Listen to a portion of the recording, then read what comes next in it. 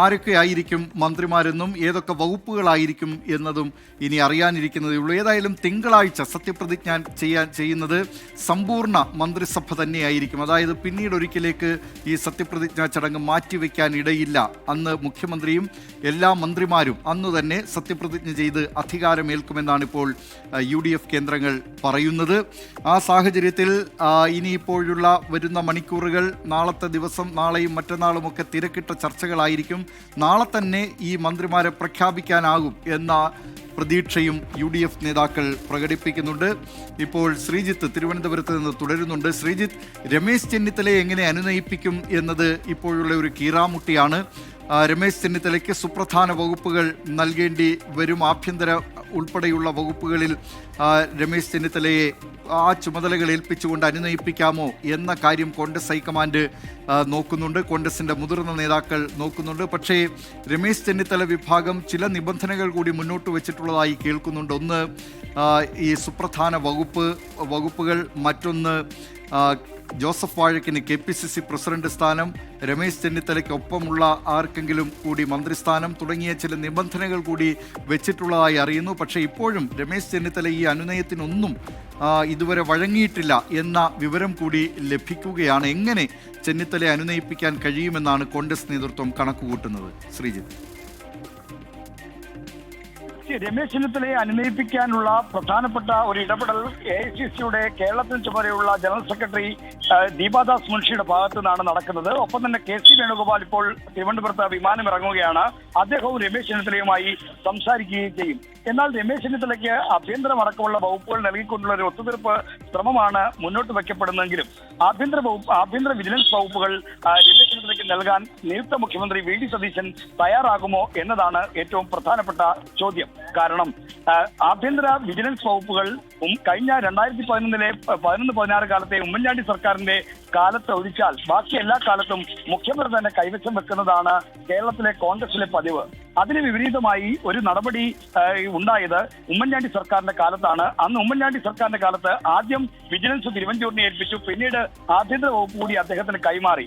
എന്നാൽ ഇടയ്ക്കൊരു വിദേശ സന്ദർശനത്തിന് ഉമ്മൻചാണ്ടി മടങ്ങി വന്നപ്പോഴാണ് സോളാർ വിവാദം കേരളത്തിൽ കനക്കുകയും അന്ന് ഉമ്മൻചാണ്ടിയുടെ പേഴ്സണൽ അസിസ്റ്റന്റ് ആയിരുന്ന ടെനി ജോപ്പനെ അറസ്റ്റ് ചെയ്യുകയും ചെയ്തു. അപ്പോൾ ഈ അറസ്റ്റ് അടക്കമുള്ള കാര്യങ്ങൾ അന്നത്തെ മുഖ്യമന്ത്രി അറിഞ്ഞില്ല എന്നൊരു പ്രശ്നമുണ്ടായിരുന്നു. അപ്പോൾ അത്തരം അനുഭവങ്ങളുടെ അടിസ്ഥാനത്തിൽ മുഖ്യമന്ത്രിയിൽ തന്നെ ആഭ്യന്തര വിജിലൻസ് വകുപ്പുകൾ അത് കയ്യിൽ വെക്കാനുള്ള തീരുമാനമായിരിക്കാം ഒരുപക്ഷെ എടുക്കുക. മാത്രമല്ല, ആഭ്യന്തര വകുപ്പ് എന്നുള്ള പ്രധാനപ്പെട്ട വകുപ്പ് മറ്റൊരു മന്ത്രിയിലേക്ക് പോവുകയാണെങ്കിൽ മുഖ്യമന്ത്രിയുടെ അധികാരത്തിന് അക്കാര്യത്തിലൊരു ബുദ്ധിമുട്ട് വരും. അപ്പോൾ മന്ത്രിസഭയിൽ 2 അധികാര കേന്ദ്രങ്ങളുണ്ട് എന്ന പ്രതീതി ജനിക്കാൻ സാധ്യതയുണ്ട്.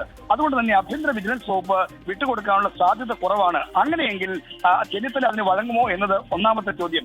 മറ്റൊന്ന്, അങ്ങനെയെങ്കിൽ മറ്റേത് വകുപ്പായിരിക്കും ചെന്നിത്തലയ്ക്ക് സ്വീകാര്യമാവുക, അദ്ദേഹത്തിന് നൽകാൻ കഴിയുക എന്നുള്ളതാണ്. അപ്പോൾ നമുക്ക് പരിഗണിക്കാവുന്ന വകുപ്പ് ധനവകുപ്പാണ്. കാരണം ധനവകുപ്പാണ് ഈ ആഭ്യന്തര വകുപ്പിനൊപ്പം തന്നെ കേരളത്തിലെ നല്ല ഏത് മന്ത്രിസഭയിലും പ്രധാനപ്പെട്ട പോർട്ട്ഫോളിയോ വകുപ്പായി കണക്കാക്കപ്പെടുന്നത് ധനവകുപ്പാണ്. എല്ലാ വകുപ്പിന്റെയും ഫയലുകൾ വരേണ്ട സ്ഥലത്ത് ധനപരമായ അനുമതി വേണ്ട എല്ലാ ഫയലുകളും ധനമന്ത്രി കണ്ട് മുന്നിൽ പോവുക എന്നുള്ളതാണ് കേരളത്തിലെ റൂൾസ് ഓഫ് പ്രൊസീജിയറിൽ പറയുന്ന പ്രധാനപ്പെട്ട കാര്യം. അതുകൊണ്ട് തന്നെ ആ ധനവകുപ്പ് ഒരു പ്രധാന വകുപ്പാണ്. ആ പ്രധാന വകുപ്പ് നൽകി രമേശ് ചെന്നിത്തലയെ അനുനയിപ്പിക്കാനുള്ള ശ്രമമായിരിക്കും ഒന്നാമതായി നടക്കുക. മറ്റൊന്ന്, അദ്ദേഹത്തോടൊപ്പം നിൽക്കുന്ന ആളുകൾ, അത് ജ്യോതികുമാർ ചാമക്കാലയാണെങ്കിലും അൻവർ സാദത്ത് ആണെങ്കിലും TJ വിനോദ് ആണെങ്കിലും ഇവർക്ക് ഒരു മന്ത്രിസ്ഥാനത്തേക്ക് പരിഗണന നൽകുക. മൊത്തം 3 മന്ത്രിസ്ഥാനമെങ്കിലും ചെന്നിത്തല തനിക്കും തന്റെ ഒപ്പമുള്ളവർക്കും വേണമെങ്കിൽ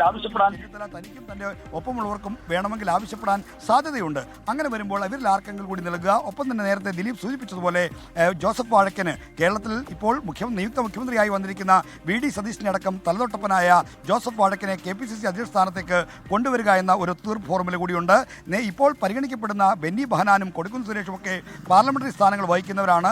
പാർലമെന്ററി സ്ഥാനത്ത് ഇരിക്കുന്നവരെ ഈ KPCCയുടെ നേതൃത്വത്തെ കൊണ്ടുവരാൻ പാടില്ല എന്നൊരു കർശന സമീപനം ഇന്ന് ജോസഫ് വാഴക്കൻ നിയുക്ത മുഖ്യമന്ത്രി VD സതീശനെ കണ്ടപ്പോൾ രമേശ് ചെന്നിത്തലയ്ക്ക് വേണ്ടി ആവശ്യപ്പെട്ടിട്ടുമുണ്ട്. അപ്പോൾ ചെന്നിത്തല ഗ്രൂപ്പ് ആവശ്യപ്പെടുന്ന പ്രധാനപ്പെട്ട കാര്യം ഈ MP MLA സ്ഥാനം വഹിക്കുന്നവരെ ആരെയും KPCC പ്രസിഡന്റ് സ്ഥാനത്തേക്ക് കൊണ്ടുവരരുതെന്നാണ്. അത് K സുധാകരന്റെ കാലത്ത് തുടങ്ങിയ തെറ്റായ കീഴ്വഴക്കം അവസാനിപ്പിക്കണം, 1 ലീഡർ 1 പോസ്റ്റ് എന്നുള്ള പഴയ സ്ഥിതി കൊണ്ടുവരണം, അത് പുനഃസ്ഥാപിക്കണം എന്നതുകൂടിയാണ് ചെന്നിത്തല ഗ്രൂപ്പിന്റെ പ്രധാന ആവശ്യം.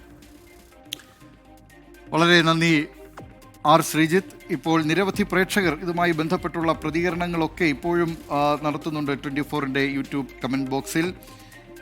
അതിൽ ഒരു പ്രേക്ഷകൻ പറയുന്നു, വിദ്യാഭ്യാസ മന്ത്രിയായി PK കുഞ്ഞാലിക്കുട്ടി, ഓമന കൃഷ്ണനാണ് ആ അഭിപ്രായം പറയുന്നത്. ആഭ്യന്തരം BD സതീശന് തന്നെയെന്ന് സമീർ മുളന്തല പറയുന്നുണ്ട്.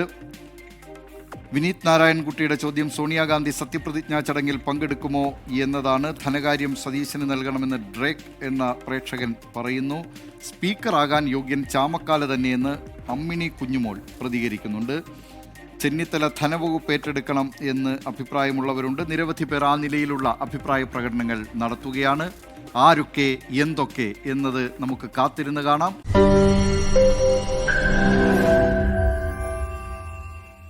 ലോകത്തെവിടെയായാലും ഏത് സമയത്തും 24 വാർത്തകളും ഓഗ്മെന്റഡ് റിയാലിറ്റി പാക്കേജുകളും എക്സ്പ്ലെയിനറുകളും വിശദമായി കാണാൻ ഞങ്ങളുടെ യൂട്യൂബ് ചാനൽ നിങ്ങൾക്ക് സബ്സ്ക്രൈബ് ചെയ്യാം.